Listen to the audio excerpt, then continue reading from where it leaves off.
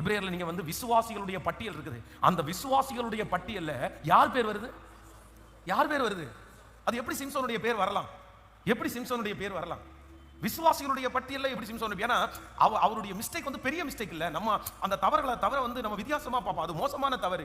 ஆண்டவர் எத்தனையோ டைம் எச்சரிக்கிறார், எத்தனையோ டைம் வெளியே கொண்டு வர சொல்றாரு. ஆனா அவன் வந்து வாலண்டியரா திரும்ப திரும்ப போய் என்ன பண்ணிட்டான்? அந்த பாவத்துல விழுந்துட்டான், அக்கிரமத்துல விழுந்துட்டான். ஆனா சிம்சோன் என்ன பண்ணார் அப்படின்னு சொன்னா, தன்னுடைய கடைசி நேரத்துல ஆண்டவரிடத்துல ஒப்புரவாகி ஆண்டவருடைய மன்னிப்பை, இரக்கத்தை மீண்டும் அவர் பெற்றுக்கொண்டுதான் அவர் மரணம் அடைஞ்சார்.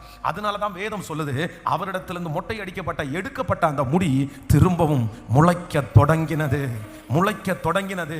அதனால முன்னாடி நடந்த எந்த காரியத்தை குறிச்சும் ஆண்டவருடைய பிள்ளைகள் திரும்ப திரும்ப நினைச்சு நினைச்சு அதை மறந்துருங்க. இந்த 100 நாள் ஜபத்தோட மறந்துருங்க. இப்ப நடந்ததை கூட மறந்துருங்க. பரவாயில்ல, இனி ஆண்டவர் அதை செய்கிறதற்கு யாராவது ஒருத்தர் அப்படி சொல்றாங்களா உங்களை பார்த்து, நீ அப்படி பண்ணதுனால தான் நீ இப்படி இருக்கிற, இவ சாதாரணமானவளா, இவன் சாதாரணமானவனா, சின்ன வயசுல ஆடாத ஆட்டமா, பேசாத பேச்சா, போகாத இடமா அப்படின்னு சொல்லி நிறைய பேர் உங்களை வேற குற்றப்படுத்தலாம், உங்களை சொல்லிட்டே இருக்கலாம். நீ அன்னைக்கு இப்படி பண்ணதுக்காக தான் இன்னைக்கு அனுபவிக்கிறேன், அன்னைக்கு இப்படி கீழ்ப்படியாம சொந்த அம்மாவே அப்பாவே அந்த வார்த்தையை உங்களை பார்த்து சொல்லலாம். இந்த மாதிரி பேசுறாங்க, நான் தப்பு தான் பண்ணினேன், அதனால தான் நீ இப்படி இருக்கிற அப்படின்னு சொல்லலாம். கண்டிப்பா சொல்றேன், இந்த உலகத்துல இருக்கிற எல்லாருமே உங்க பாஸ்ட குத்தி காமிச்சாலும் உங்க பாஸ்ட திரும்ப உங்களுடைய வாழ்க்கையில நடந்ததை எடுத்து முன்னாடி கொண்டு வராத ஒரே ஒருத்தர் ஆண்டவராகிய இயேசு கிறிஸ்து மட்டுமே. அவர் அதை பார்க்கவே மாட்டார். அதை வச்சுட்டு நம்மளை பழி வாங்குற தெய்வம் அப்படியெல்லாம் கிடையவே கிடையாது. எத்தனை பேர் ஆமோதிக்கிறீர்கள்? அத்தனை பேரும் கையும் களவுமா விபச்சாரத்துல நாங்க இந்த ஸ்திரியை பிடிச்சிட்டோம் அப்படின்னு கொண்டு வந்து நிறுத்தும் போது ஆண்டவர் ஏதாவது பாஸ்ட குறித்து கேட்டாரா?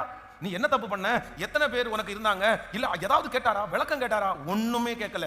உண்மையான ஒரு பரிசுத்தவான், உண்மையான ஒரு பரிசுத்தவாட்டி, ஒரு நல்ல தேவனுடைய பிள்ளை உங்களுடைய ரகசியத்தை தெரிஞ்சுக்கிறதுக்கு ஆசையே பட மாட்டாங்க.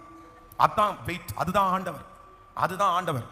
தன்னுடைய முன்னாடி நிக்கிற விபச்சாரியான ஸ்திரியை பார்த்து அவருடைய ஃபாஸ்ட முன்னாடி இருந்த வாழ்க்கையை எதையுமே கேட்கவே இல்லை.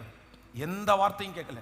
என்ன நடந்துச்சு, என்ன பிரச்சனை, உன்னை எங்க பிடிச்சாங்க, என்ன பண்ணுனாங்க, யாராவது ஒருத்தர் அப்படி கேட்கறாங்கன்னு வச்சுக்கோங்களேன், பி கேர்ஃபுல். நீங்க வந்து சிக்கலான ஒரு பர்சன் இடத்துல மாட்டி இருக்கிறீங்க, தவறான ஒரு பர்சன் இடத்துல நீங்க மாட்டி இருக்கிறீங்க. உங்க ரகசியத்தை அவங்க தெரிஞ்சுக்கிட்டு என்ன பண்ண போறாங்க? உங்களுடைய பின்னாடி நடந்த அந்த வாழ்க்கையை குறித்து அவங்க தெரிஞ்சு என்ன பண்ண போறாங்க? நீங்க எந்த இடத்துல என்ன தப்பு பண்ணீங்கன்னு கேட்டு அவங்க என்ன பண்ண போறாங்க? அவங்க உங்களுக்காக ரத்தம் சிந்தி இருக்கிறாங்களா? அவங்க உங்களுக்காக சிலுவையில மரிச்சிருக்காங்களா? இல்ல அவங்களுடைய ஏதாவது உங்களுக்கு வந்து விடுதலை கிடைக்குமா? கிடைக்கவே கிடைக்காது. ஏதோ வந்து ஒரு கவுன்சிலிங்காக இந்த மாதிரி நான் ஒரு பிரச்சனையில இருக்கிறேன், என்னை தூக்கி எடுக்கிறதுக்காக ஏதாவது ஒரு ஐடியா சொல்ல முடியுமா? ஏதாவது வசன ஆதாரத்துடனே அதற்காக அதுவும் சொல்றேன். முடிஞ்ச வரைக்கும் அவர் உங்களை விசாரிக்கிறவர் ஆனபடினால் உங்கள் கவலைகளை அவர் மேல வைத்து விடுங்க.